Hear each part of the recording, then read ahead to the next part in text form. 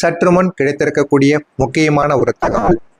முதல்வர் விஜய் அரசியலுக்கு வந்த பிறகு தமிழக அரசியல் களத்தில் பெரிய அளவில் பேசப்பட்ட ஒரு விஷயம் என்ன தெரியுமா? அவரை ஆதரிப்பவர்களும் எதிர்ப்பவர்களும் இரு திசைகளில் உருவாக ஆரம்பித்தது என்பது போலவும் ஒரு தகவல்கள் வெளியாகி கொண்டிருக்கிறது.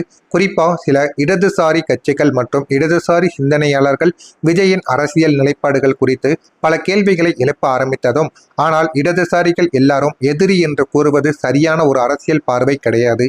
தமிழகத்தில் இடதுசாரி அமைப்புகள் பல்வேறு கருத்துக்களுடன் இயங்கிக் கொண்டுதாங்க இருந்து கொண்டிருக்கிறது. இன்னும் சிலர் ஆதரவு தெரிவித்தும், சிலர் விமர்சித்தும், சிலர் எதிர்த்தும் இருந்து கொண்டுதான் இருக்கிறார்கள். அதனால யார் எப்படி இருந்தாலும் சரி, விஜய் அவர்கள் முதல்வர் ஆகிவிட்டார், அவரை எதுவும் செய்ய முடியாது என்கிற ஒரு இதில் மக்கள் அனைவரும் இருந்து கொண்டிருக்கிறார்கள்.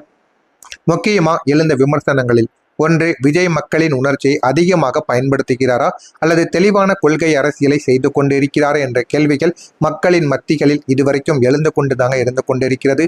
சில இடதுசாரி விமர்சகர்கள் அவரது அரசியல் பேச்சுக்களில் ஏழை மக்கள், வேலை வாய்ப்புகள், தொழிலாளர்களின் உரிமைகள், கல்வி, விவசாயம் போன்ற விஷயங்களில் இன்னும் ஆழமான திட்டங்கள் வர வேண்டும் என்றும் அனைவரும் கூறினார்கள்.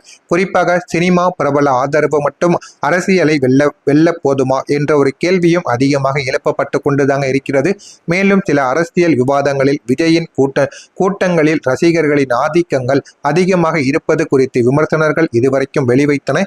ரசிகர் மன்ற உற்சாகம் அரசியல் கட்டமைப்பாக மாற வேண்டும் என்றால் கட்சியின் கட்டுப்பாடும் முக்கியம் என்பதையும் நிரூபித்தனர். துறை வாரியான திட்டங்கள், தரைமட்ட நிர்வாகங்கள் வேண்டும் என்றும் இடதுசாரிகள் அரசியல் பகுப்பாய்வாளர்கள் இதுவரைக்கும் கூறிக்கொண்டுதான் இருக்கிறார்கள்.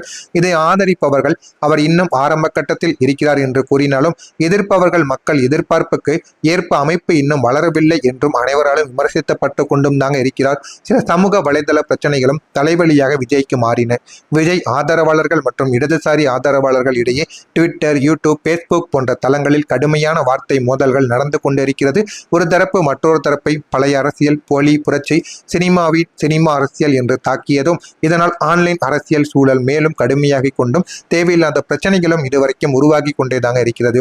அதே நேரத்தில் இடதுசாரி அமைப்புகள் தொடர்ந்து வலியுறுத்தக்கூடிய விஷயங்கள் மதச்சார்பின்மை, சமூக நீதி, தொழிலாளர்களின் உரிமை போன்ற கொள்கையில் யார் தெளிவாக நிற்கிறார்கள் என்பதை வலியுறுத்தக்கூடியதாக இருக்கிறது.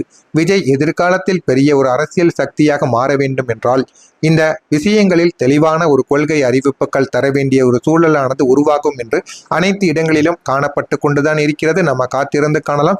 அதே ஒரு நேரத்தில் தமிழக அரசியலில் இனிமே உருவாகக்கூடிய முக்கியமான பிரச்சனைகள் என்ன என்பதையும் ஒன்றன் பின் ஒன்றாக நம்ம காணவும் ஆரம்பிக்கலாம்.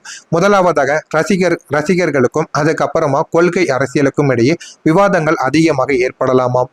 சமூக ஊடகங்களில் அரசியல் வெறுப்பு மற்றும் தவறான தகவல்கள் மூலம் பரவல்களும் இந்த மாதிரி ஏற்படவும் ஆரம்பிக்கலாமா.